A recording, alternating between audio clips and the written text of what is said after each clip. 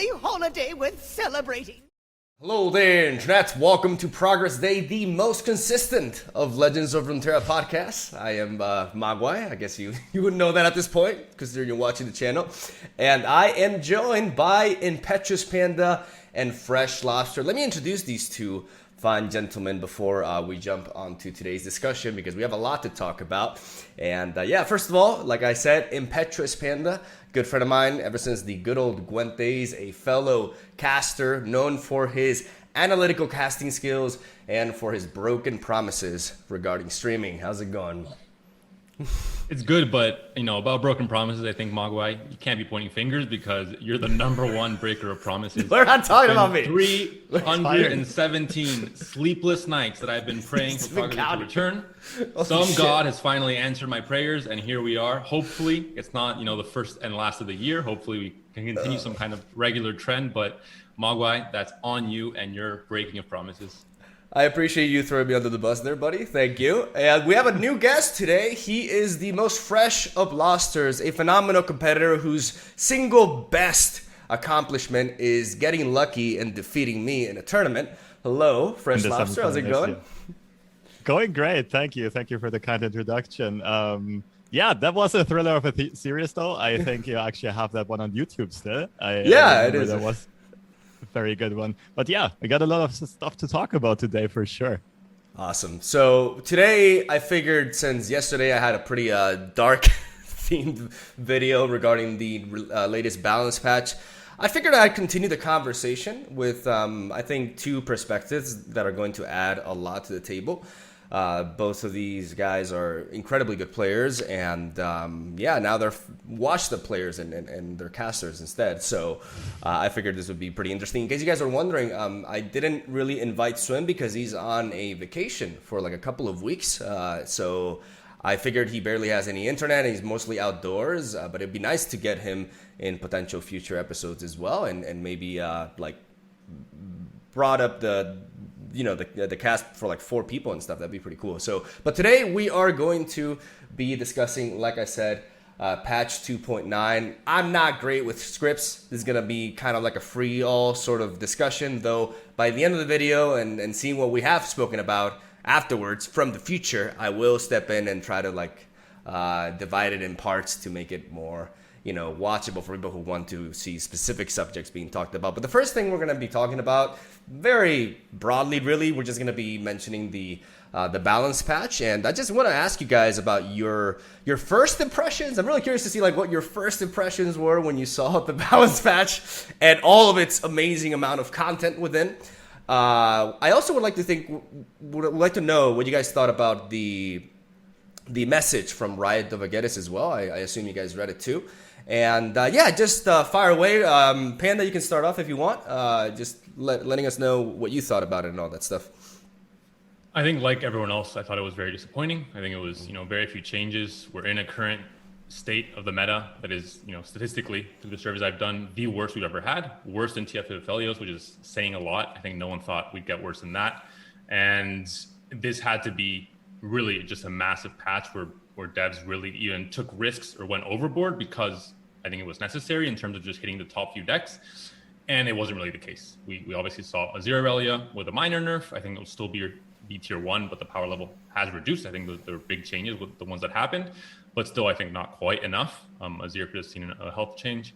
And yeah, TLC not touched. Nasus Thresh could have seen, I think, at least 1 or 2 minor changes, maybe not a full change. And obviously no buffs that are too relevant. Taliyah, Malphite, maybe they'll be playable, tier 2.5, tier 3, but so much more needs to be saved right now from where it is. All right, what about you, Lobster? What do you think? Yeah, I think Panda summed it up pretty well. It's disappointed is the right word to describe it. The lack of multiple changes to problems that seem obvious is what's stood out for me the most. But yeah, Mogwai, you mentioned the post, the text by Cadence, which is rather unusual as an addition. I do have to admit, like, I understand that the developers are not in an easy spot right there, and that most of the balance is gonna shift around the major player base of the game, which might not be Masters or Diamond players, but like the majority is still spread out throughout all the rankings. And therefore it can kind of skew the data and so on of when like decks that people in Masters conceive as broken. Stuff like Azirelia, Azir, like Lee Sin, that is hard to pilot, but pays off insanely if piloted somewhat well. Therefore, I understand Riot is not in an easy shoes there, the dev team as well. But I also am a bit disappointed that they're not making much use of this tool of life balancing they have in a digital card game where you can always revert stuff. It's not like in a paper game where the cards are printed and you can't really change them in hindsight. I was hoping for more, and therefore, definitely a bit let down by this patch.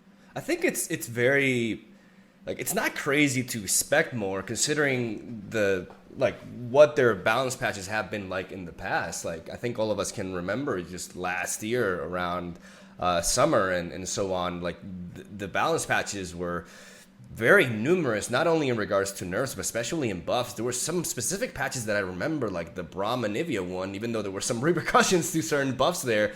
But it was incredibly exciting because they kind of felt like a brand new expansion in a way. Because some of the cards I love it when cards like, what's the name of this Ionia 4-drop? Ren Shadowblade, right? Got completely redesigned. I think it used to be like a 7-drop or an 8-drop or something. And then he just became a 4-drop with a completely different ability because the card just saw no play. And I really miss them being so aggressive with changes like that and being willing to experiment more. I did mention in my video, and I'd like to share this like theory with you guys and see what you think, that I don't believe that this is just like the designers being lazy or just deciding to work less or anything. I think there has to be some sort of incentive, and it may be the mobile player base. It may be that now with the release the game to mobile, and after they've looked over the data over the past few months, they realized that maybe there was a certain downtrend whenever they would make some big balance changes, because maybe there are a bunch of people who are not on Reddit or social media that are playing the game, and they love playing their broken ass deck, and all of a sudden having that deck completely changed just pisses them off and they stop playing. I don't know if there is maybe a trend like this, and that kind of like spooked them off, and they're like, you know what, we're gonna stop tweaking things. Because what I didn't like about the Riot message were especially paragraph 3, where they were saying that like they were giving an excuse as to why they're not doing as many changes because card games require, like, people can always innovate and change the meta, and there is some truth to that, but I believe that was more of a thing when we were back in the day where people played card games physically. Now when everybody has access to an insane amount of data through the digital spectrum, I don't feel like that's the case. Like, yeah, some niche decks can rise. Like a recent case that we saw was Thresh Aurelion Sol, but Thresh Aurelion Sol is not going to completely shift the meta. It's just a brand new deck that isn't really that new in itself, because it's kind of similar, like it's taking things from, it's basically Thresh, Nash's, and Targon combined in a way, right?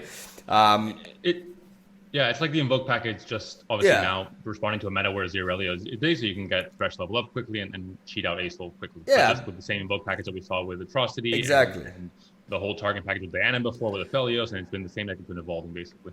Yeah, so just to finish real quickly, like my whole point is that what do you guys think about that? Do you guys think that could be a legitimate reason, like as to why they decided? Because that's my biggest concern, like this big shift from, like, in my opinion, what was one of the biggest, if not the biggest, selling points from Legends of Runeterra as a card game. Like, you have this card game that changes constantly, so it stays fresh, and now it just feels like it's stopped completely in that regard. Like 4 changes, we've been waiting 2 months for 4 changes.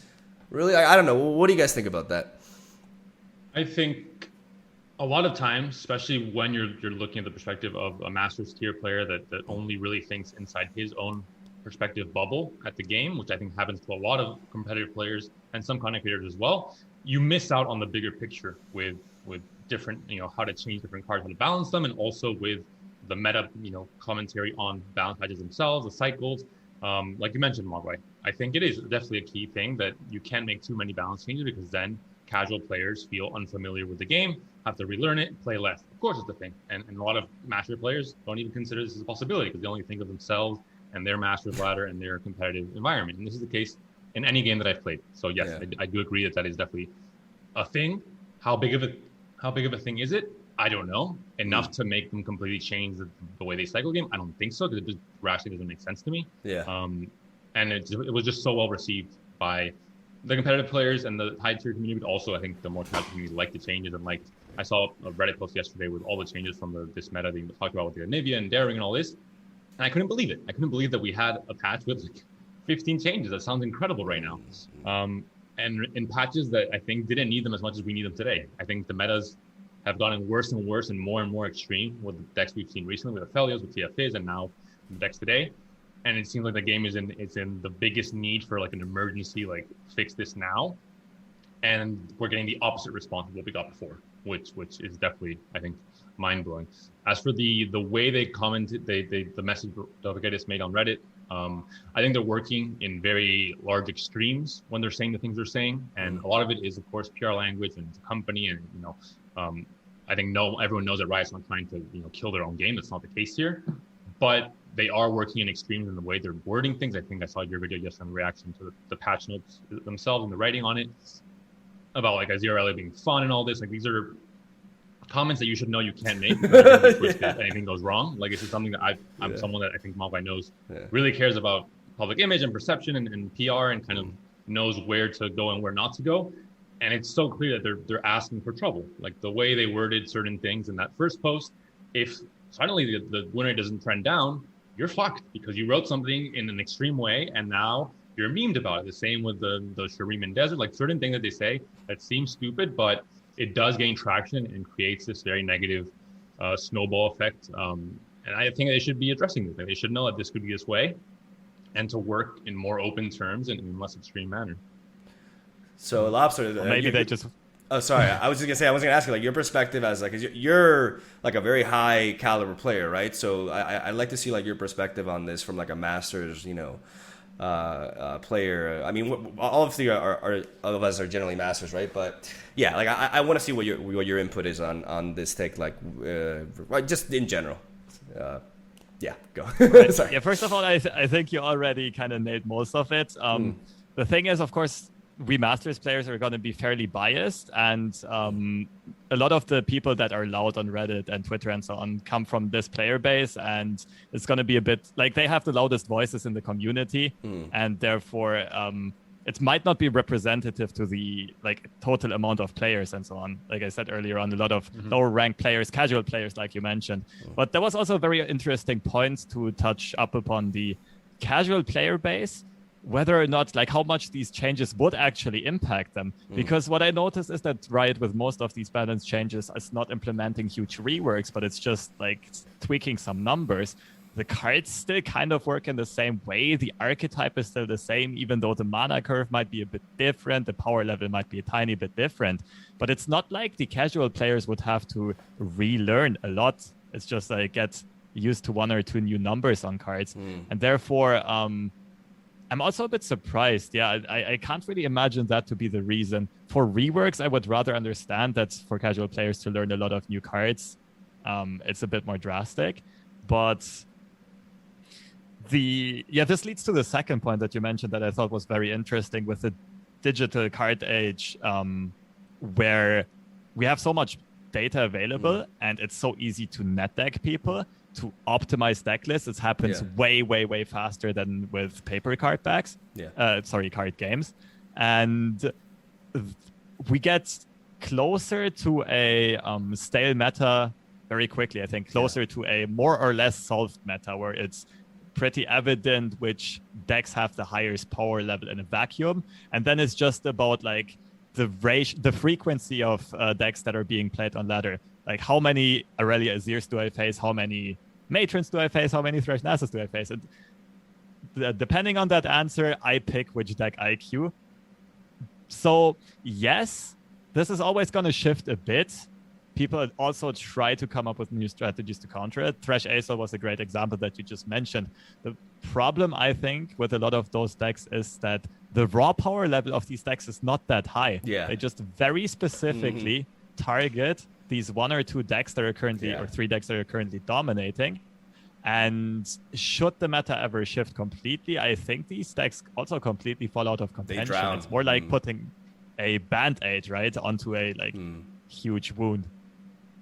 Yeah, I know. I want to also quickly mention, just to add on to that point, with the whole idea of like social media and net decking and everything, you have to be more aggressive than ever. Like, this is not a normal card game, like Mogwai mentioned. I think maybe Ruben and a few others have experience with Magic the Gathering, and maybe they, I'm not gonna say they're wrong in their views, but maybe they're referencing off, what traditionally is done in card games. But this is a digital card age. I think with Runeterra more than ever, I'm seeing direct impacts on play rates and stats on the ladder, depending on what decks I see on Twitter and on YouTube and on Reddit. And it's so clear to me, and at least obviously not in silver, but in Masters and Plat, there's just and Diamond, there's just a direct translation between impact on social media or digital, YouTube, Twitch, whatever it is, impact on ladder. And we're talking about like the speed of net decking, the speed of solving the meta. We talked about, I think yesterday in the video as well, about the survey, how Lobster and me played Braum Vlad, and then a few other players played it last season, and it instantly gained like a 5% share of play rate on Master's ladder. That like the 2 days later, So there's such a direct correlation. And when you have a very oppressive deck like Azirelia, like Freshlobster, like TLC, they're so very clearly above. Like it's obvious, if you're trying to compete, why play anything else other than these very optimally better decks? And it snowballs into the play rate's going to increase so much more because now streamers and competitive players are playing it. And if you don't very aggressively balance and maybe take risks in terms of balancing too far, or I think that's up to them to really make the right changes. It's going to be fucked. It's going to be fucked. Like TFF was fucked for 2 months, and now we're going to be fucked with Azirelia for another month probably. And I won't play ladder, and I think many others won't either, because this is an extreme case that needs to be addressed. And there have been so many other metas that haven't been this extreme that got better answers. And I don't understand the last 6 months what changed. Obviously, the mobile release we talked about briefly. Both of you mentioned it. I think there might be some problems there with the pipeline of PC, Android, Apple, the different mobile stores accepting the patch notes and be able to change it. But for example, TFT can hotfix and do things pretty much immediately on mobile as well. Oh, and really? They're in the League client as well. They don't even have their own client like Lord does. So I don't know what the problem that could be. I don't know if it's an excuse, if that's an actual problem, if Friday said anything about it, but there has to be a way to be able to patch more regularly. Yeah, because I wanted to ask you, like, if you guys know anything, because I assume that in order, like, even, can they just do, like, hotfixes, like, immediately, or does everything have to wait, like, 2 weeks to be approved by, do you guys, like, have any idea about this, or, because I know that a lot of times, that's what really makes me kind of, like, always skeptical about balance patches, because I always have to keep in mind that these decisions had to have been locked in 2 weeks prior. And that matters, because sometimes like certain conclusions are actually fully solidified a week before the patch hits, and you're like, that they're not going to be changing certain things because of it, right? So I wonder like, what if for example, if this turns out to be a complete backlash, right, from the community, and they see numbers being affected because people just don't want to play into that shit anymore for another month, and the play rate goes down, like, oh, we gotta hotfix this. Like, if they swallow up their pride and be like, yeah, you know what, maybe we don't love Blade Dance anymore. Let's do something about it. Can they do that, or can they not? Because they have to wait like 2 weeks. I don't know. Do you guys know? What I read yesterday with TFT, apparently there's hot fixes and it's very immediate. Okay. With lore, we haven't seen that been the case, and I don't have any clarity. But I mean, if it's on mobile as well, so there literally should be no limitation. Not just that, but TFT is part of the League client, so it should be even harder to really work around with. But lore is its own client, it's separate from the very outdated spaghetti code League client. So there's even more reasons for, I don't know what the difference might be between both games and the publishing and all this, but it doesn't seem to. I mean, maybe TFT is more extreme in the balance it needs sometimes with certain metas, but I mean, right now, Runeterra, I think, is in the same or a worse spot than, whatever the worst TFT meta was. And going into you're mentioning Mogwai, the 2 week window and all this, I think this shouldn't really be a problem. I think in many, many metas, I do think the meta continues to solve itself and continues to balance itself like the devs intend to. But if you don't want that to happen, like we're seeing now with this current meta, and you have to be extra careful with these 2 week windows, how do you release Blade Dance how it was, and how do you release, Irelia how it is in Malphite? Like, this is something that comes at the core of the balance and something that they're missing. That they seem to not be confident, where last year they were very confident. Every balance that came in, I was surprised in a good way to see the changes that they weren't doing because the community was asking for them and they weren't listening, and the changes they were doing, which were actually fixing things like elusives and a lot of different metas that we had trouble with. And suddenly now, it's just, I feel like there's no confidence on the dev team. They're making these wrong changes that seem intuitively wrong to anyone that knows anything about card games. Like, that's something that I want to bring up, because I always hold back on this. And I want to ask you, Lobster, what you think about this, because I feel like people realize, especially like the things, I wasn't playing the deck, because as soon as I saw like everybody was playing it, like I said, I try to be edgy and unique, so I'm like, oh, I'm gonna play the one with Misfortune, because hipster. But I feel like people were realizing just how busted this deck was, like from the get-go, like how. Like, when it comes to, like, the higher-ranked competitive players, how long did it really take for them to realize? How long did it take you to realize just how busted the deck was? Honestly, I was in a bit of a break when the patch hit, but so I started playing like 4 or 5 days later. But on the first day, I came back to playing while the deck was already somewhat refined. Like, immediately, probably like into 5 or 10 games into trying this out. It's like, okay, this deck is way stronger than it should be. I think one thing to consider here, though, is that often people do get overhyped about new decks. Yes. And often, especially with this kind of linear strategy, there is also a counter to it that people just have not had the time to figure out yet, or that hasn't really become knowledge yet, that people started net decking and so on. So often there's going to be a new meta definer at the start of a patch or a release. And the meta-defining deck, like the tier 1 deck, is going to shift a few times depending on when people find out another very strong deck that also has a good matchup against that. But the issue with this one is, I think, people also very quickly realized that, okay, it has a somewhat linear play pattern, but there's not really a lot of great counters to it. Or rather, if you do want to counter this deck, you would have to build a deck that is otherwise not that great. If you only hard focus on this one specific deck, you kind of lose to all the other good decks running around, like Azirelia Raven, or of course, Nasus Thresh and Watcher and so on. So I think this is something that is also a bit missing in this post. I get the idea that they were hoping to let the meta like find its new meta defining decks, its new top tier decks by itself. But I just don't think it's going to happen when, like Panda said, a few decks are clearly that overtuned. And if you only tweak one of them, the others are going to arise and take that spot. And it's just going to be the same couple, like 3, 4, 5 decks rotating at the top, most likely.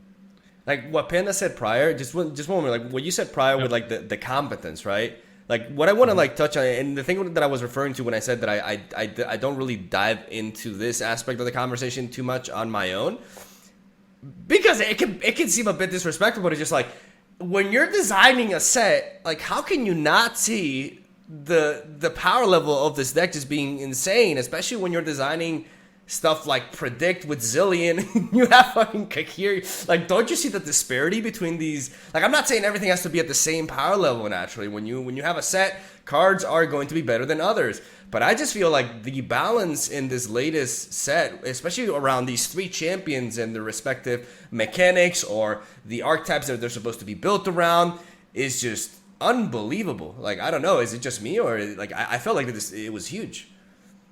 That being said, I mean, making a card game and balancing a card game, I think, is incredibly hard to start things off. For sure. I think the first year of Runeterra's history, I was so pleasantly surprised. I couldn't believe how good the balance team was at creating cards, at designing cards, at adding flavor from league champions to lore. I was literally, and compared to any other card game that I had worked or been a part of, where you always felt like, damn, the guys in charge are kind of incompetent. But in this case, it was the opposite. And I was so surprised in a good way, which is why now I'm so disappointed, because I think for everyone, it's more, not that lore is in a bad state right now or a terrible state. It's more relative to what it can be, what it used to and we're used to. It's gotten so much worse. And I think so much of us are passionate about it because it does feel very disappointing in that sense.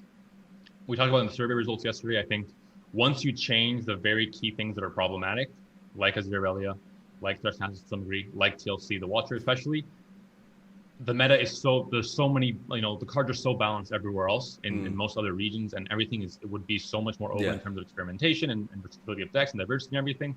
So I don't think the game is completely dead right now in terms of its balance. I think it's just a few very key things. Yeah.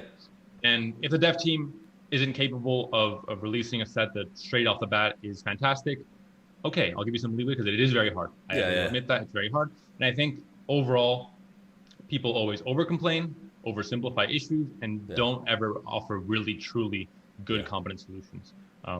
So I think, big props to the devs for getting the game to the state it's in now. I think it's not as bad as everyone thinks. I think it's just huge key changes away. But what I can't really dismiss or put under the rug is the fact that the meta has been how it is for a month, and we come to this balance patch and there's no changes to the Watcher, for example. It's mind-blowing. That's something that I cannot compute, and I can't really forgive, and I can't, kind of brush aside. I think everything else you can, because it is so hard to do a card game correctly and balance it properly and live design and everything. But this patch, there's no excuse really. I'm not mad about the Thresh Nass's lack of changes really. Because they already got slightly nerfed prior, and I still believe the deck is overtuned. But I was fine with the deck, surviving, because it's honestly I think it's a cool deck. And I think its only fault is that it's too strong. But I think the play patterns and everything, I believe it's just a minor issue of some of the early game Shadow Isles based synergies with Slay being a bit overtuned. But I don't think it's as game breaking as some people make it out to be. But I don't know about you guys, but for me the most frustrating aspect of this patch is not even really Azir. For me, it's just the Watcher, the fact that they just ignore the Spectral Matron Watcher combo. I don't know about you guys, but I don't believe a Freljord Shadow Isles based control deck, which tends to be the prime control shell for decks, needs such a ridiculously consistent combo that ends games like that. I mean, you played the deck a lot, Lobster, I know, in tournaments and stuff. So what do you have to say about the Watcher? And how do you feel about they just ignore it? It's been going on for months now, and they don't even talk about it as if it wasn't an issue. I don't think that's how Lissandra was meant to be played, personally. I don't know about you guys, but I'd like to talk about that deck a little bit. So what do you think about that, Lobster? Yeah, I was a bit surprised by that as well. And as you mentioned, I definitely get the idea behind the numbers on the card and the Lissandra design, because in a deck like Turbo Thralls, which was probably how the card was intended to be played originally, it's a lot more fair. It's a lot more streamlined, as long as you don't spam 3 or 4 Watchers with Fading Memories and Spectral Matrons and so on. It can be interacted with if it's just one big unit that maybe gets silenced or removed or obliterated, whatever. But yeah, this it's literally just this exact combination.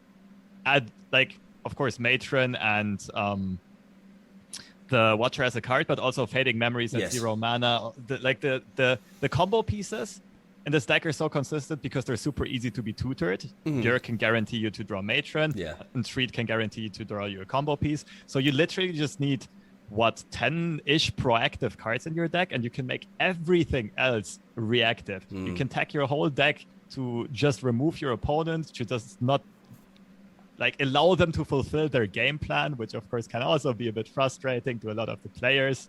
And you still have a lot of tech choices to always adapt to the current meta, which is why the deck is still always, no matter what the changes are, it's still going to be there. It's still going to be very playable. It's still going to be good. That being said, it's also in a lot of matchups, it's hard to pilot, which is maybe also why a lot of lower ranked players in the community don't see it as much of a problem, where the play rate is also going to be lower. But personally, yes, I am definitely surprised that never got addressed, because this deck and this combo has been around for a long time by now. And with the combination of, like you said, Fading Memories and Spectral Matron and all this thing, first, that's going to, anything like the Watcher that comes in the future, these are cards that might be problematic, because this idea of copying things like that, when there's 0 mana, which I don't know how that came to be, it just adds on to so many problems, and it makes it so even if you have counters in your deck and you're preparing for the meta and saying, all right, the Watcher's part of the meta, I'm going to add this silence card or this touch card, and then they have 2 Watchers in the same turn, or 3 Watchers in some cases, there's, the skill doesn't go on the stack. You can't deny it with Harima or with Ionia. They're, forget about it. The answers are so few for something that's so oppressive in how it ends the game that it just doesn't make any sense to me. First of all. Second of all, it limits the meta so much in its diversity, because you mentioned it yesterday as well, Lobster, that now any control deck, why play it when you have what was already one of the best controlling in terms of board wipes with Avalanche, etc., and was already considered very good in past metas. It's always been, for the past 6-7 minutes, it's been a good deck when you want to control the board and you want to answer a meta that has a lot of aggro. That was a deck to play. As Anivia, as Tryndamere, whatever before, as Trundle when it came in. Later as and well. like Mogwai said, now giving it another tool where it was already very strong in what it wanted to do. I don't think a deck like Trundle Thunder should be a tier 1 leading the meta kind of deck. It should be more as a reactive option on the control spectrum, the biggest control spectrum, the furthest you can go in terms of board clears. This is a region combination. This is your deck. It'll be good. It'll be tier 1.5. If it's in a meta where there's a lot of aggro, it'll be better. But it shouldn't be the one leading or setting the pace for the meta, because that really creates such a fucked up situation where you can play aggro in some cases. It's just the same with the Azirelia in some ways. For those two in the meta, 80% of decks makes no sense to play them on ladder in any kind of optimal manner. And that just limits diversity, limits experimentation, limits so many things. So it's not just the power level of the decks themselves, it's their impact on the meta on kind of so many different spectrums of so many decks that you look at the deck, you look at the meta and say, nope, can't play it now. We'll see if maybe sometime next month or in 2 months. So I like a point like what you were talking about earlier, Panda, because I perhaps got quite a bit negative with the design team and everything. I mean, it's a bit of frustration on my end, because I do believe this last batch of the expansion, because stuff like Merciless Hunter, I feel, was a big mistake. Especially, I think it's kind of silly printing that card alongside Zillion, because I just found that a little bit weird personally. And I do feel like they've been slipping up, but it is true that it's important to know that card games are difficult to design properly, and they're very, very, very difficult to balance. So, what do you guys feel? Because even though I've been one could say negative. I mean, I don't think you can be positive with this patch, but something I want to clarify is that I believe these are all, at the end of the day, as bad as they may seem, they are technically a bit superficial as problems. They can be fixed rather easily, I think. But do you guys think that Riot is going to turn it around and start and go back, not necessarily go 100% back to how things were regarding balance patches, but do you have faith that they'll start doing things a bit more the way they used to, with more, especially more so than nerfs? I don't know, I'd love to see buffs. And that's something that I also want to talk about in today's video. I want to talk about I'm going to start off myself pointing out some buffs that I would have liked to see. And if you guys have any ideas to add on to that, of cards that you would like to see buffed, that would be a pretty cool thing to talk about here. So first of all, I think we can all agree that Bilgewater as a region could use some buffs. Me specifically, I think you guys would agree with these. I would like to see Make It Rain, Riptide Rex. I feel those cards could be reverted, and even I miss the Yordle Grifter generating a warning shot, regardless of whether you hit the Allegiance or not. I really, whenever I try to design a Plunder deck, I really miss that shady little Yordle giving me that warning shot, man. It's really sad that you have to go all in with the Allegiance and you don't get that, because all of a sudden enabling Plunder is actually more difficult now. I don't know so much about Nab in general, but I do feel that could use some sort of buff, even though I'm a little bit afraid of that because I have had my rage moments with that mechanic. But yeah, those are some things that come to mind. And then something else is for example, Heimerdinger. I do feel considering how the engines have gone, and Aphelios as well. But I mean, those are some that come to mind. If you guys have any ideas or anything that you want to talk about that may not be as obvious regarding cards that could receive buffs, then go ahead. It could be pretty cool to talk about it. I think Make It Rain 100% can be reverted. Yeah. I think you have to be careful making too many different changes for the same archetype in one patch. Yeah, that's for sure, for sure. But Make It Rain on its own, I think, without Riptide Rex and without Yordle Grift or anything else, or Nab. And I think every single patch from now on, they should have 3 or 4 changes that are safe changes, because you know the card is either dead or completely unplayable now, and changing it by 1 stat might make it playable, but it'll never go from dead to super oppressive in one small change. I think every single patch should be making 4 or 5 changes to cards that don't see any play. I like that just bridge. make a mana cost change because that way, like Lofter said, it won't confuse new players. It won't completely, change the dynamic of the card of the deck. Some changes might be more impactful, like Make It Rain would obviously be a big difference if it's 2 mana. It would maybe keep aggro down. It would give Bilgewater some anti-aggro advantages for playing the region. It would make Plunder better. So it would be a change that would change so many things, kind of like Ballistic Bot when it came in for PNZ, and Dancing Droplet for Ionia, etc. It's a card that impacts everything else in the archetype and in the region even. It's a kind of a staple card. The fact it got changed in cards like Lymphion, Zone Combat was always weird to me. I think it was during a time where you had to make a change to Bilgewater when certain decks were oppressive, but I don't think that was the right one in hindsight. As for other changes, there's so many cards that are dead that you can literally make a change and just see what happens. See maybe nothing happens, but that's fine. No one's gonna die because the change was made. Like there's nothing. I don't know. Some cards might not be impactful. I was looking at like PNZ cards today, just going over cards that maybe if you change something, maybe they would see more play. Like Middenstoke Henchman, for example, Hex Deck Modulator, who was a 5 mana instead of a 6 mana. Would that break the game? Probably not. Would it do anything? Maybe not, but let's find out. Intrepid Mariner that adds elusive to the support units instead of a 1/3, which can't do anything in combat with 1 attack, making it 2/2, for example, like War Chefs. War Chefs had the same problem. War Chefs was fixed to some degree, even though it got nerfed. And Intrepid Mariner is just sitting there with a 0.00007 play rate in the history of Runeterra. It's never done anything.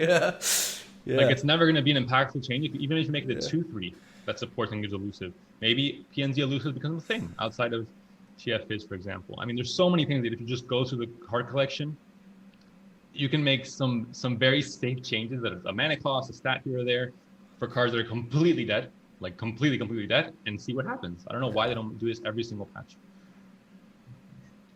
I gotta agree. I just love the idea of more frequent changes in general, like we talked about earlier on in this digital card game with the perfect opportunity, just preventing the meta from being more or less stale or solved in general.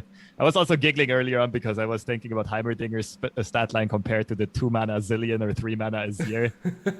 Of course, Heimer does have a higher payoff, but this comes down to it comes down to the power creep. The removal has also gotten better.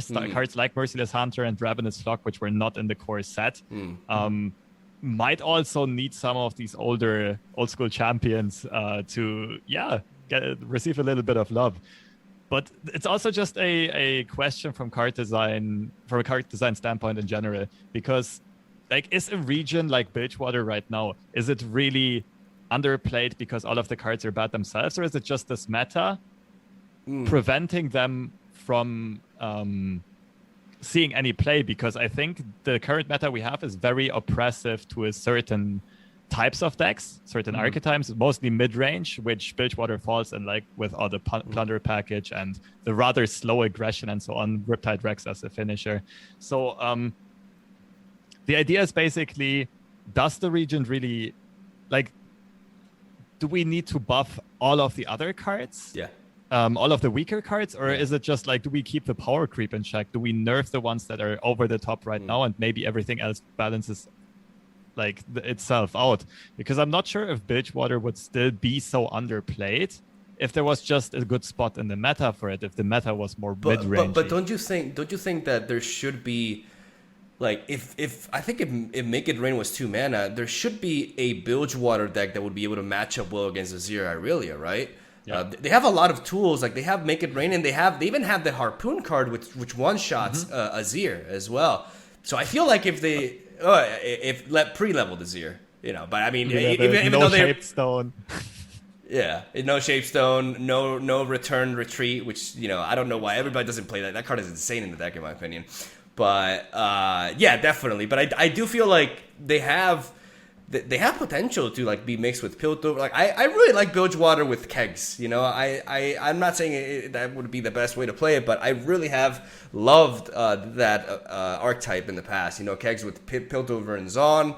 And I really do feel like if Make It Rain was 2 mana, there would be more of a window for that. But you're right. Sometimes, because we can't forget that there's a reason why Bilgewater got nerfed in the beginning. Like, Bilgewater was the strongest region at a certain point. Like, it was insane.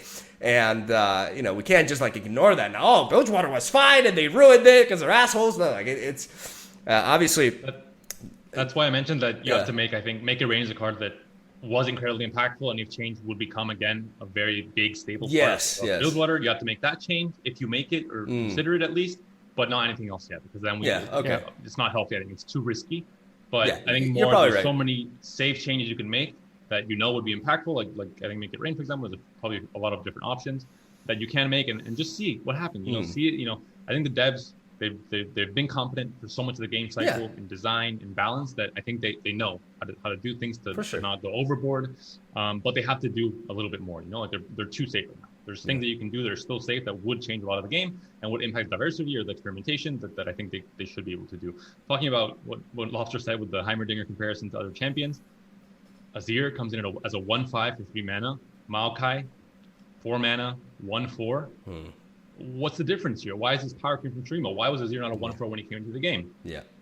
They're different cards do different things, of course. Azir should be 3 mana. I think that's correct, of course. But cheaper and more health? Why? From what perspective is this? Because he's the face of Shurima, and they wanted him to be good, like really bad. And of course, there's going to be cards when they come out, they have to make it, worth to play the cards. But just from the perspective of them being new already, they're going to see a lot more play rate. Yeah. Merciless Hunters at 3/3 with Fearsome and gives vulnerable. It'll see play rate. It'll be slotted in to Shurima Overwhelm. It'll be slotted in to Fresh Nasus. I am convinced Merciless Hunter was a 3/3 originally, and they changed that like last minute before the new expansion. They're like, no, we don't like the play rate of Shurima. We want Shurima to be stronger, and they made her busted. They admitted that they pushed her.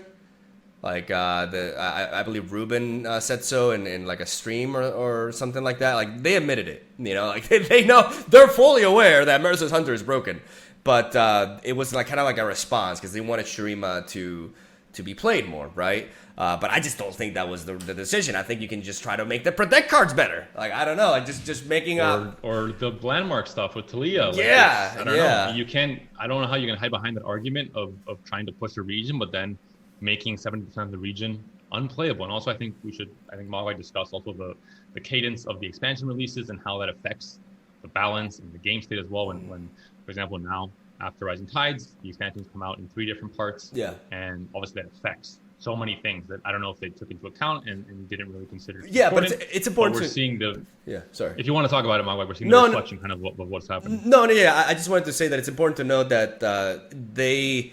Like future expansions will be designed with this 3-part release in mind. That Shurima wasn't originally designed like that. Okay. And I do believe this is actually one of the main reasons why there's so many problems with the expansion. Just wanted to point that out. Like they didn't want to sort of change. Yeah, you can keep on going. I wasn't sure about that, but then okay, good to know. I think obviously most viewers will understand what the problems are, but if I can just quickly set an example. Taliyah comes out, she has her whole landmark strategy, but because 50% of the cards from Shurima are missing, and because maybe there aren't as many archetypes outside of Shurima or what will come in Shurima that can help her, she comes out as an unplayable champion, almost as a meme. And I talked to Lobster yesterday about not just the fact that the card balance-wise is a meme and a problem when it first comes out, but the perception of the player base and of content creators and the streamers and competitive players is that when a champion is a meme, regardless of what cards get added after, she will be considered a meme in the deck builder, even after more cards get added until maybe someone makes a very good deck or she gets the buff like she got now. And this is also dangerous because a champion comes in very weak and people think it's this meme champion like Vladimir was for a long time until people popularized Brawl and Vlad last season. And it obviously is going to hinder their play rate, their experimentation, the archetype in general. But good to know, Mogwai, that it was kind of an unintentional problem with this release, but it won't be for the future. How do you solve that though? Go Lobster. Yeah, I just wanted to add one more thing, going back to the regional power level of Bilgewater and maybe a region like PNZ, which of course did not receive their champion yet and only split parts of the package. Of course, that might also shift the power level once we have all the cards that are out. But yeah, this is a good connection to the question you just asked, Mogwai. How do you change that? Do you always just release the full package at once? But can you really? Because so many of the cards of a new region are going to interact. It's a really tough one to answer. Yeah. I know they've stated that, so I wanted to make sure that was clear. But I've always thought okay, that that sounds, from a PR perspective, sounds fantastic, but it's like, how the fuck do you do that? Like, I don't think, I can't think of like a single archetype that has like everything in just one small portion, like you just said. So it's weird, yeah. I think there's certain champions though that have more open archetypes and more open strategies. Like if you add Nasus with not enough slave support, there's still so much already in Shadow Isles with Ravenous Butcher, with Curse Keeper, and it won't be a problem. If you add Taliyah with a very new mechanic and with landmarks that aren't quite developed in the game yet, as a set in stone archetype or a big region identity for a region like Shadow Isles, whatever it is, then it becomes a problem. So you have to kind of identify what champions are more niche in their archetype, like Deep was when it came out initially, that had a very good release because it had a lot of support in that release, or like Taliyah, or like maybe Zillion, Predict, etc. And identify and work around the releases so that those champions that have a more of a niche thing, they can all release at one big expansion, or make it so they're not split up. Whereas Nasus type slave packages or champions that are more like Renekton with Overwhelm and Vulnerable, you can maybe split those up a bit more and not have it be a problem, for example. This could also be nicely combined, I believe, with the idea of buffing really underplayed and weaker cards in a region. Because if you, for example, know that Bilgewater is only getting their support in the third part of the expansion, maybe early on in the patch you decide to just tweak a few cards that are underused and see if that actually does change the region's power level. And like we said many times, this is digital life balancing. This change can always be reverted if it goes way over the top. I think, there could probably be a nice middle ground for these split expansions, but it's going to be hard to nail down how exactly to do it. The reality is, like, when it comes to the whole argument with, or the theory that they don't want to make as many changes because they don't want to upset the more casual player base and they don't want to ruin their decks.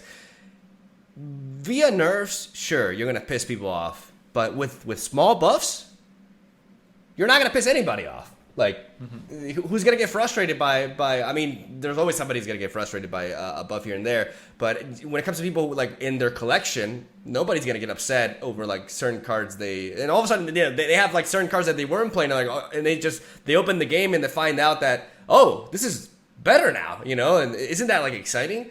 I just don't understand why we don't see more minor buffs. Like, that's definitely one of the things, because one of the reasons people are, like, I think a lot of the discussion has gone towards the Azirelia deck, to a certain degree, rightfully so. But the biggest frustration for me, besides the whole Watcher thing, is just like how we've been waiting for 2 months, and it's just 4 changes when we look back, and it was just like, I saw that Reddit post too, that the other day where, it showed like last summer where there was like, what was it, like 15 changes?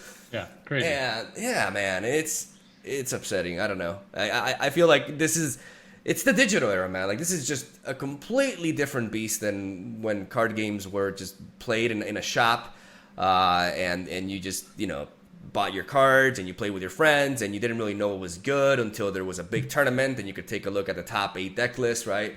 Everything flows so much faster, and I feel like you have to adjust to that. And for Runeterra, Runeterra was the first one that actually it felt like they did this right, because it's not the first game that actually does regular balances, right?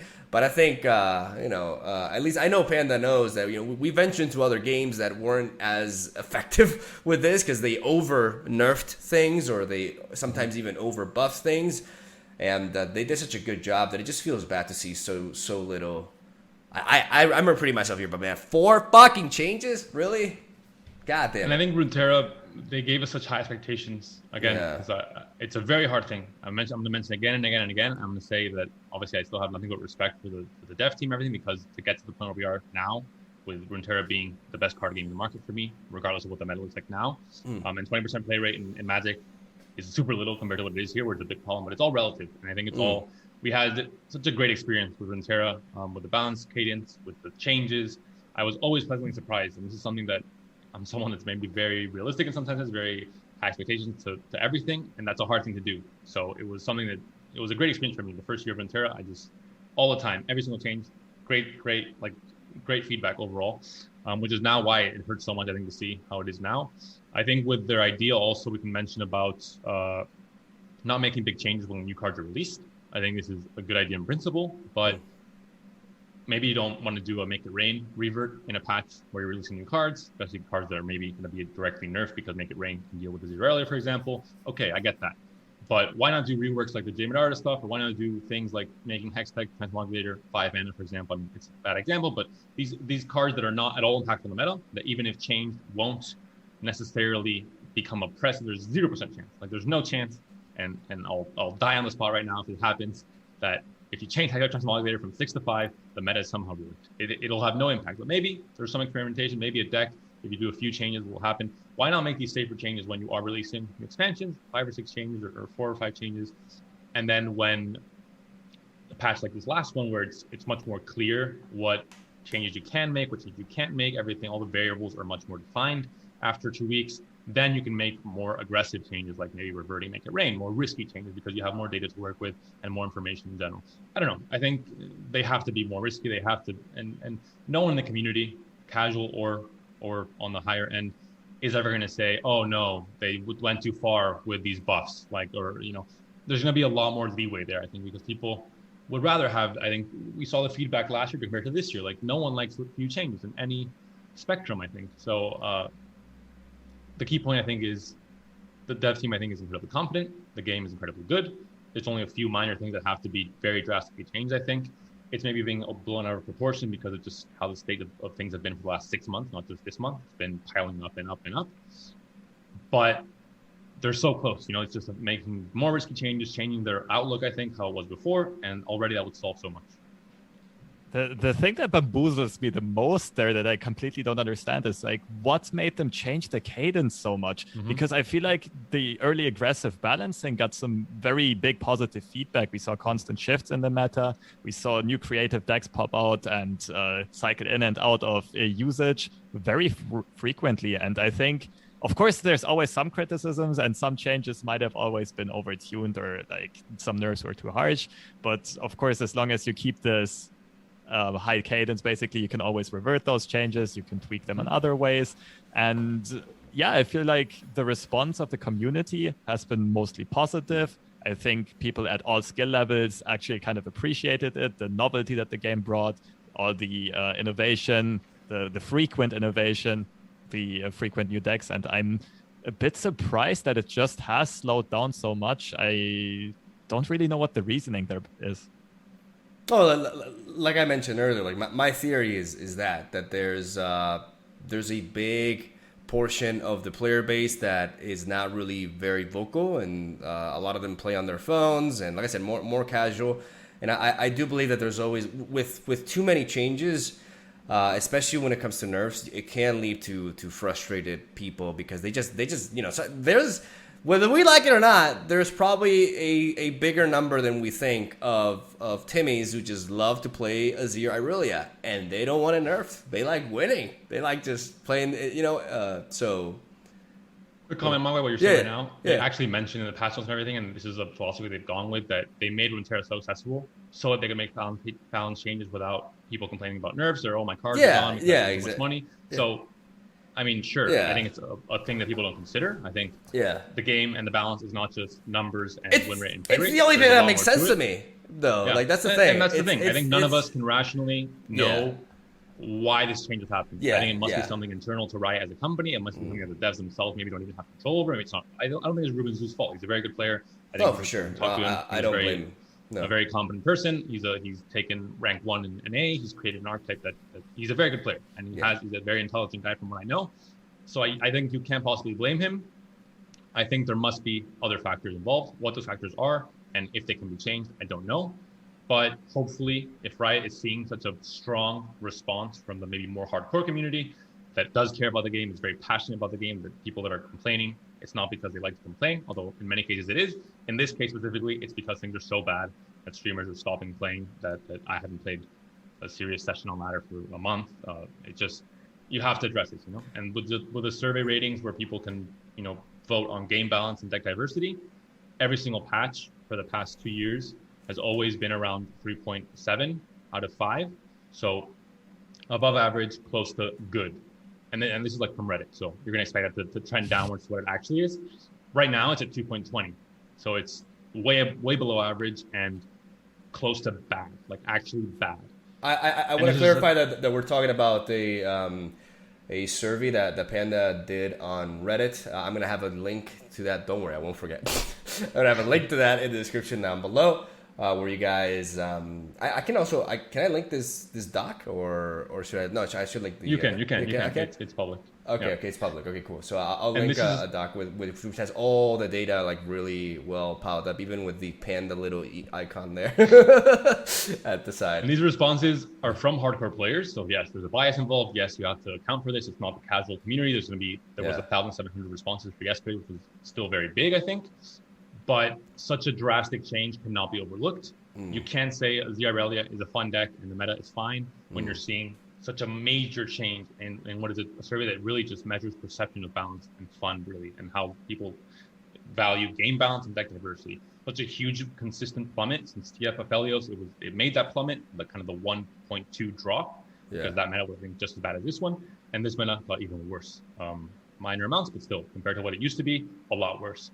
So it can't be ignored. You can't pretend this is normal. You can't pretend this is like other bad metas we've had before. It's so much worse. For sure. We're kind of going full circle with this, but this is a subject that I wanted to discuss with you guys.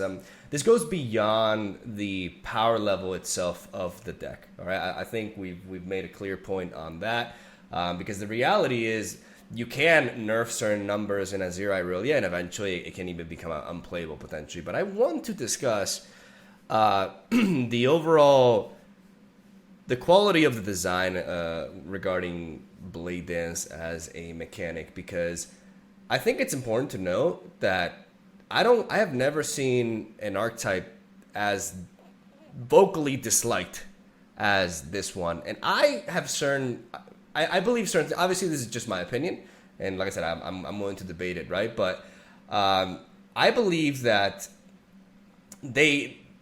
when you design a new mechanic, it's nice to push the boundaries of the game, in the sense that it's nice to challenge the core rules of how the game works, and because that really does introduce the element of novelty to something, right? So I just feel like a mechanic like this, that in a game that fundamentally revolves around combat, is actually very dangerous. I make a comparison. I made this comparison numerous times, but it's the best one that I can think of, is when they nerfed Relentless Pursuit back in the day. This was kind of like a quality control sort of nerf, because it wasn't like anybody was asking for it, right? It was a nerf that Ruben opted for, that caught some people off guard, but that fundamentally made some sense, right? Relentless Pursuit used to be fast speed at 3 mana and was nerfed to slow speed, and the reasoning was that the interaction of playing fast speed Relentless Pursuit in response to a skill or anything that generates something onto the stack, like a spell, allowed the player to set up a rally and set up an attack without giving initiative back to the player. And this was deemed toxic because you could surprise the opponent with an attack without giving them the ability to develop an extra blocker, for example, which could potentially mean the difference between winning or losing at that point. And I feel like, obviously, Blade Dance is not an actual attack. It's not, you're not attacking with your bench. But I think one of the reasons why this deck is so hated is because of the fact that once it's your turn and you have the attack token, we're used to this idea that if your opponent is going to be able to engage in combat themselves, at the very least you have a warning, right? You either have slow speed spells that give rally, or you have units that come in, give rally, pass over initiative, and then give you the attack. So with this mechanic, they just skip that phase, and you have these Blade Dance units that come into play and just immediately throw this attack. So it's your turn, you have the attack token, you play something, and you're like, oh, well, if they have, the Blossoming Blade or whatever, they kill me, right? And that feels like, this goes beyond power level. I'm just saying the feeling of frustration, I believe, is really, really high because of that. And I was a little bit triggered by, when they said, we love the play patterns of Azirelia. I think it's a very dangerous statement to make when so much of the community is really has grown, and this goes beyond actual skill in the game, because some people may not be complaining about the right things, but I think everybody is unified in that sense regarding the states for this. What do you guys feel about Blade Dance as a mechanic, and I think it has major repercussions for future design as well, especially when it comes to attack-based engines like Misfortune, Emperor's Days naturally, etc., etc. So yeah, what do you guys think about it? I think I'll take the lead here. I think Panda is going to get very vocal on this topic in a little bit. But I think you made some great points there, Mogwai. One of them is I think they're only considering half of the players that are always involved in the Legends of Runeterra game when they are saying that Blade Dance is a fun mechanic. Because for the person piloting the deck, yes, it's fine. Like, okay, I will tell you guys, I know you guys are hipster card game players. You don't really play the meta games, the meta decks rather. So like, generally speaking, these decks with high inputs, like with a lot of optionality, a lot of cheap cards, a lot of ways of planning your turn, or something as strategic as the Matron deck, it is kind of fun to play and challenging. It is kind of fun to pilot, I should say. It is not fun to sit on the other end of it and just be receiving this uninteractive bashing for most of the part. And yeah, you made a great point there. It is about kind of going off of this combat-centric core that LOR is designed around and balanced around, and the highly interactive combat and so on. It often feels like kind of cheating stuff out of nowhere. And I think that was the issue with a lot of decks that have been deemed unfun to play against, uninteractive, and toxic in the past. Even going back to the Karma days, Karma Ezreal, Heimerdinger Vi, which just spams. The burst speed lethals from Ezreal, right? You're talking about, right? Yeah, 20-0. Yeah. Out of nowhere. And you're just sitting there and you're just like watching this Ezreal machine gun shoot at your Nexus, and it's like, wow, fun and interactive gameplay. And yeah, I feel like this pattern is getting repeated and repeated with a lot of the new cards that are getting designed, and they're trying to make, like, I absolutely get it. You want new play patterns and so on, new dynamics to the game. And like you're saying, it's also fun to kind of push the game to its boundaries, to its edges. But as the pilot, right? As the person playing the deck, it's actually fun. But if you're sitting on the other end and 25% of the time you queue in, you're getting bashed by sand soldiers. 15% of the time or whatever you're getting queued in, you're just getting your Nexus atrocity from 20. 10% of the time your deck gets obliterated. Like, half of the games are just not really like decided by this combat-centric gameplay. Yeah, Panda, go ahead. It's like the gun firing off at the start line. Or Ninja with, I think, 6 different points here. First point, talking about the fun. And talking about the extremes I mentioned before that they use in the patch notes and in the Cadence message. You can't say we love the play patterns of Azirelia after these 2 weeks. Like, that's something that you're asking for trouble. Again, going off the same point. Second, how do they decide players are having fun with the deck? Because of the play rate? If a deck is completely broken, people are going to play it because it's completely broken, regardless of how fun it is to play. How do they have this subjective metric on what is fun and what isn't fun? You know, Deep, for example, is an archetype that I think is loved and that has always been considered and played, regardless of how strong it was. Even in the worst of metas, 47% win rate, it had a nice play rate on ladder because it's a fun deck and it's a beloved archetype for a reason. So it was very well made. And thematically, how the archetype worked mechanically. One of the best. There will be complainers that say, oh, Nautilus is such a big body. What do I do now? But I think that's more very specific people. Azirelia, like Lobster's saying, I don't think this is, I mean, maybe you're piloting the first few games, it can be fun, but I don't know how they decide this game is fun and everyone loves it, or this deck is fun and everyone loves it. I don't know how you can decide that off of 2 weeks of data. It doesn't make sense to me to start things off. Second, about the Blade Dance mechanic, I had a discussion yesterday on the more competitive subreddit as well with some people that seem to ask for nerfs to Azir, to Marshall, to, you know, okay, maybe Azir, I think correctly needs to be a 1-4 base stat. Marshall, that's a fine nerf. I think maybe it might affect Azir Lucian. Sparring Student might limit design space in the future. Okay, but all of these cards before Blade Dance came into the game were fine, were played. Yes. Azir, when you play him in the Azir burn, I was telling Lobster yesterday, you play the deck, you have a House Spider, you have Doomkeeper. Most of the times, you don't level up Azir. If you level up Azir, it's on your last attack token turn when you're swinging in for lethal and you're playing your game plan, and it's not an oppressive deck. It might be good in the meta now because it's good against Azirelia, and TLC does not play as much on ladder, and it has a very high skill floor like Spiders did last season and like Pirate Aggro did before that. It's an aggro deck and it's easy to play. I'm sorry, that's how it is. I play a lot of aggro for a reason as well. And Azir was fine there. Sparring Student was never played before Blade Dance came in. Like, Blade Dance is very clearly the detonator for so many cards being a problem now. So what are you going to do?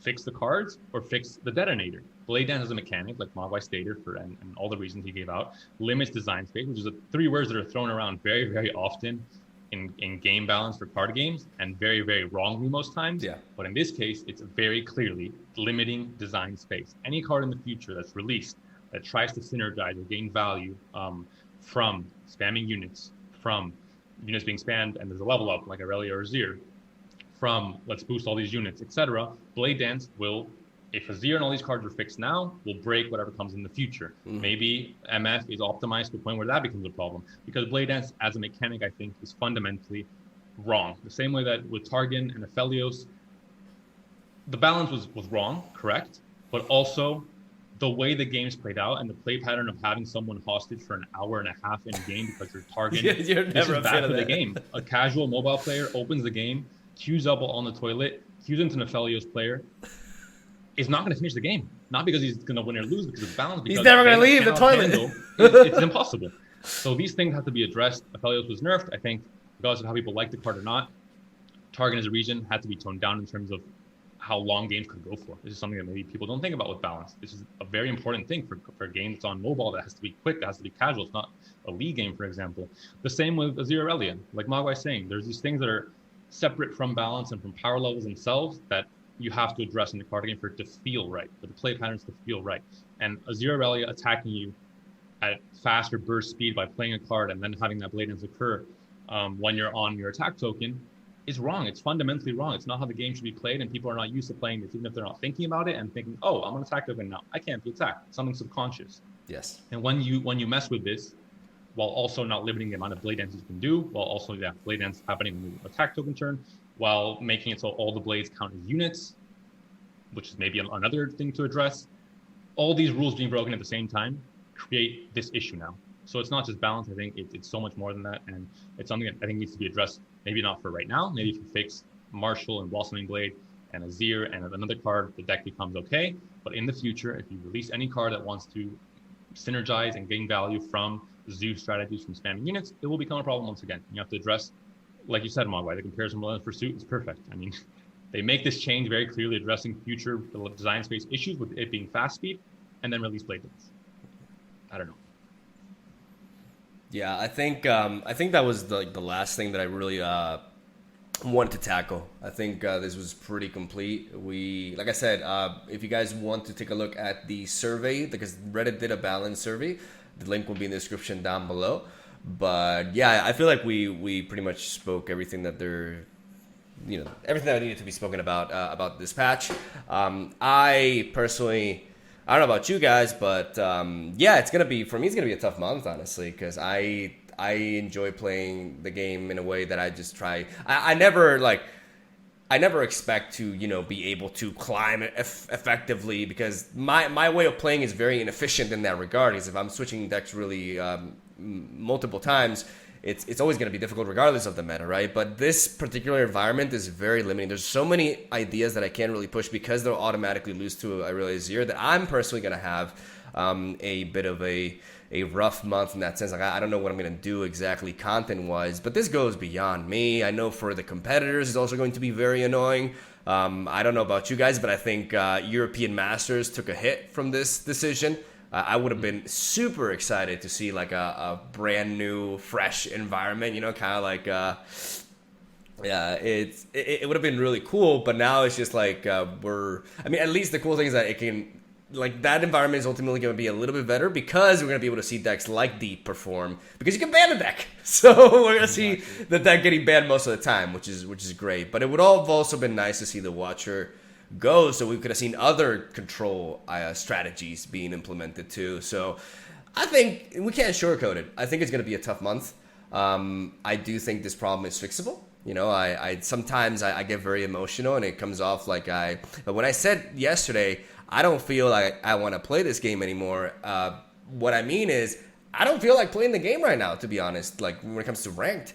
And that doesn't mean that I don't want to play the game forever anymore, right? And I do believe it can be fixed.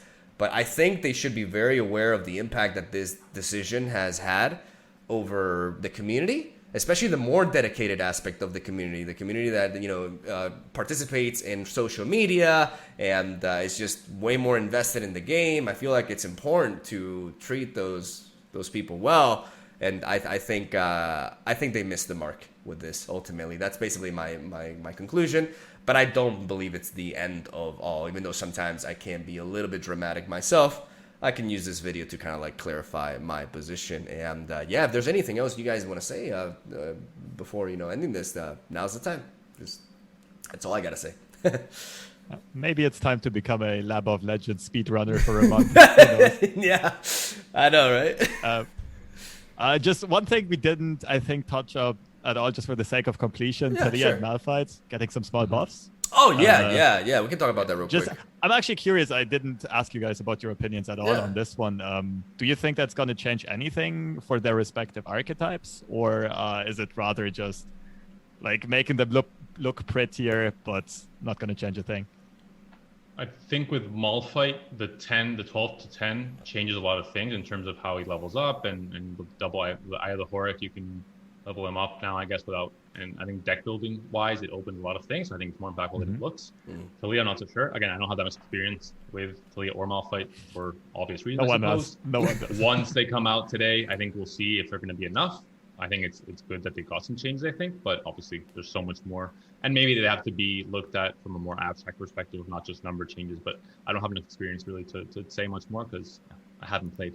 Taliyah or Malphite, like Mogwai said, when there's decks like Azirelia or Cadence on the ladder, we, I think, both have a very similar playstyle in some ways in terms of playing kind of competitive meme type decks, and it's just not possible in this meta. Yeah, I do feel like I do actually feel like Taliyah Malphite is not far away from being a real deck. Personally, I think they have I think the 4-drop is actually low key pretty solid. Like the one that could be a 6/5 with Overwhelm.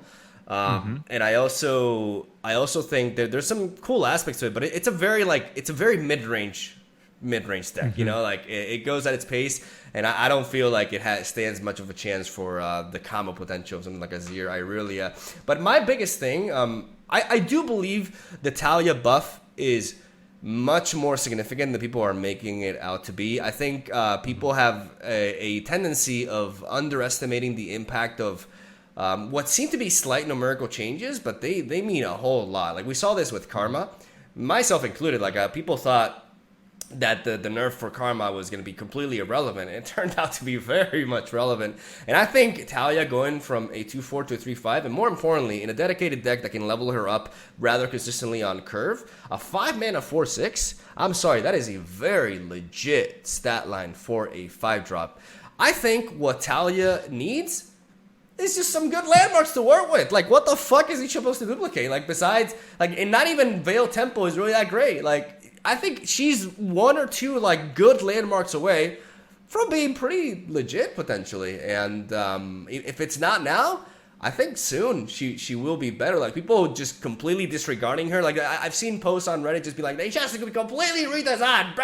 It's just no, I don't really believe that's the case. I think she just needs a little bit more, and she'll be good. I don't know. That's my take. Yeah, I think right now the only landmark you want to copy is a Frozen Thrall that has gotten its countdown reduced 3 times and has a what's it called? Predict the future. Promising future, yeah. Promising future. Promising future, yeah, exactly on it, and that's then Taliyah shines. But yeah, definitely agree. The 3/5 unleveled stat line just makes her so much more efficient as a blocker against tempo and aggro decks as well. Also being able to block fearsomes, being able to block Merciless Hunter. Woohoo! Something to compete with it. Yeah. That died. She goes from dying to her pre-leveled to actually winning the trade now. That's a massive deal. Yeah. These 2 stats is a lot, man. I want to make a motion to change the podcast name from Progress Day to Promising Future. I think that's the hopeful and optimism that we need in the community right now. And maybe that'll make the podcast consistent as well. I think see you guys 314 days from I think now. no name change can do that.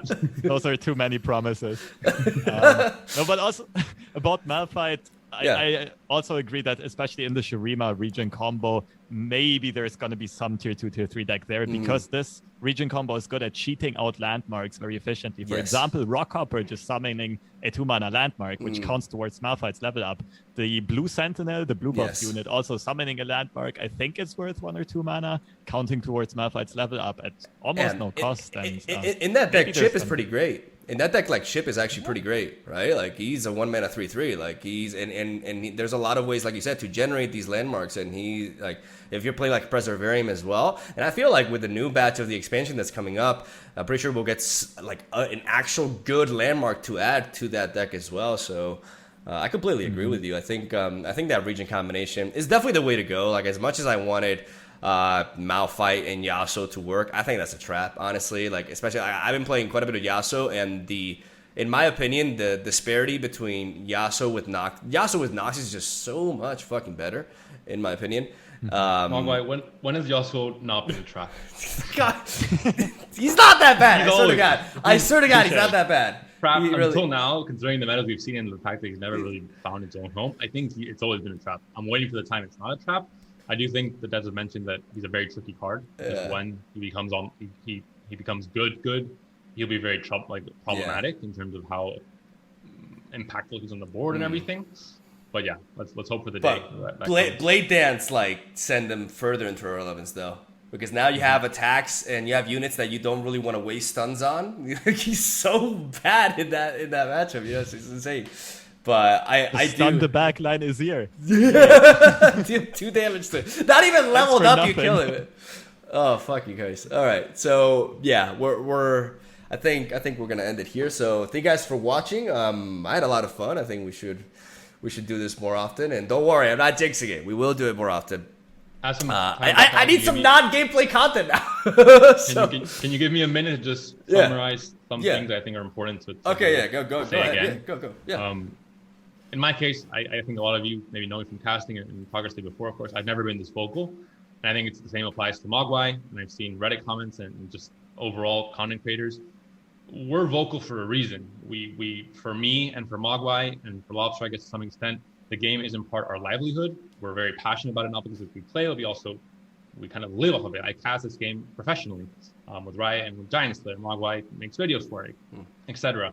If we're complaining, it's not because we just like to complain, although a lot of complaints in the past, it is the case, and people over-complain. In this case, I think it's very much justified. I think the intensity of it is just a reflection of how bad things have been for the past 6 months.